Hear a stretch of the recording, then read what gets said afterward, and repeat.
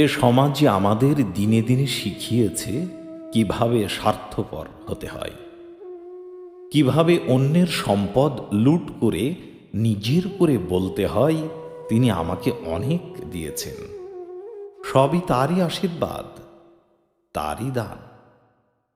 অথচ গভীর তত্ত্ব দর্শনে এসবের কিছুই নেই, নেই দোহাই দেওয়ার মতো ন্যূনতম কোনো সুযোগ। এ সমাজই বলে স্থূল দেহ সর্বস্ব জীবন আনন্দের ভুরিভোজ করো, ভুলে যাও ত্যাগের মহিমান্বিত আদর্শ, অতিরিক্ত ময়ূর পুচ্ছ ছেটে ফেলো, আর্তনাদে ভরে তোলো ঘরবাড়ি, কালো পতাকার মতো হাহাকার বুকে কাকের চিৎকারে জাগিয়ে রাখো পাথর জীবন। ফুটবে না সেখানে ফুল, জ্বলবে না আলো, অনন্ত আধার পলিত দণ্ডের রূপ নিয়ে শিলালিপি করে রেখে যাবে যাপিত জীবনের অনিকেত বাতাস।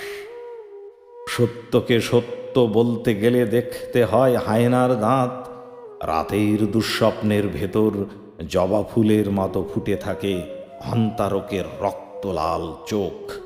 ভালোবেসে বেশে সাপদ আনন্দে প্রতিদিন জেগে থাকতে হয় হত্যাময় রাতের অমাবস্যায়।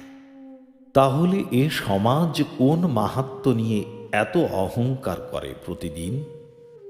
ইতিহাস বলে, যার সম্পদ ছিল নিজেকে সাজাতে ব্যস্ত ছিল আজীবন। অন্যদিকে লক্ষ কোটি মানুষ দারিদ্র্যের অতল গহ্বরে চাপা পড়ে গগনবিদারী চিৎকারে কাঁপিয়ে তুলেছে ভূতল। দলপতি সামন্ত প্রভু কিংবা বরেণ্য রাজন একই নৈরাজ্যের ভূমিকায় দাঁড়িয়ে সাজিয়ে তুলেছেন রাজ্যপাট। কেউ তার শোষণের বিরুদ্ধে দাঁড়ালে তাকে হত্যা করেছে বীরের অসামান্য যোগ্যতা দেখিয়ে। যারা সত্যের পক্ষে জীবনের গতিশীল উদ্দীপক, সৃষ্টির গভীর রহস্য উন্মোচনে কল্যাণ কামনায় নিবেদিত, তাদেরকে যুগে যুগে হত্যা করে এসেছে এই হন্তারক মানুষ। একইভাবে জ্ঞানী গুণী কিংবা সাধক রক্ষা পায়নি তাদের নির্মমতা থেকে। বিষপান থেকে শুরু করে কারাদণ্ড অথবা মৃত্যু হয়েছে তাদের একমাত্র পরিণাম। সত্যের পতাকাবাহী দেবদূতকে হত্যা করে এই পৃথিবী জিইয়ে রেখেছে দালাল তোষামতকারী অন্তঃসার শূন্য ইতরকে, যারা কোমল পানীয়ের মতো ভক্ষণ করেছে সাধারণ মানুষের সাবলীল রক্ত।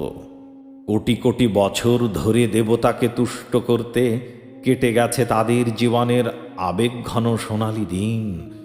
যজ্ঞ পালনের জন্য ব্যয় করেছে মূল্যবান ধনরত্ন, ব্যয় করেছে বহুকালের সঞ্চিত সম্পদ, যা তিলে তিলে জমানো বঞ্চিত মানুষের রক্তের উপাদান।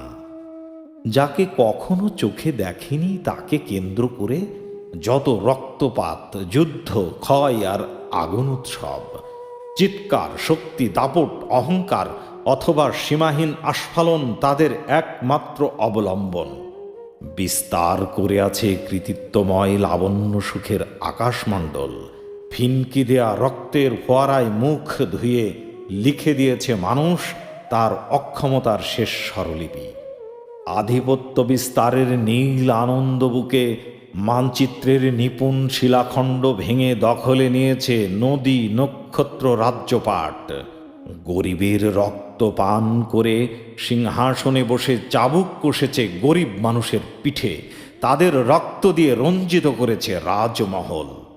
দিনের পর দিন একজন আর একজনকে করে রেখেছে কৃতদাস। শান্তির পতাকা ছিঁড়ে ফেলে রক্ত গোলাপ হাতে অহমিকার অট্টহাসিতে ফাটিয়ে দিয়েছে নির্ভরতার সবুজ পরিমণ্ডল। আদিম অক্ষমতার প্রাক্তন বলয় থেকে বেরিয়ে এসে মানুষ ওড়াতে চেয়েছে রক্তপাতহীন সাদা পতাকা। দেশে দেশে থেমে যাবে দীর্ঘ আগুন খেলার মশিলিপ্ত চিৎকার। ঘুমাবে সবাই প্রশান্তির জলে মুখ রেখে, মুছে ফেলবে আজন্ম ক্লান্তির অশান্ত দিনকাল। স্তরে স্তরে সাজানো তার শক্তি ব্যবহারের নৈতিক অবক্ষয় পুষ্ট অন্ধকারকে বুকের ভেতর লালন করে নতুন নতুন কৌশলে মেতেছে সমূহ সর্বনাশের আদিম খেলায়। কল্যাণের বিপরীতে ব্যবহার করেছে তার অর্জনের সিংহভাগ, মারণাস্ত্রের পেছনে জমানো সম্পদকে ঢেলে দিয়েছে মধ্যযুগীয় আবেগে। বিজ্ঞান তাই কল্যাণ কামনার সিংহাসনে বসিয়ে রেখেছে আগ্রাসনের রাজমুকুট। শিরোপা জয় করতে নিরপরাধ নিরীহ মানুষকে হত্যা করে তৈরি করেছে আধুনিক জীবনের কলঙ্কিত ইতিহাস। তবে সৃষ্টির সেরা জীব হয়ে মানুষ কি নিয়ে এত অহংকার করে? অসভ্য বর্বর মাতাল বন্য প্রাণীর চেয়ে এমন কি কৃতিত্ব রয়েছে তার অর্জনে?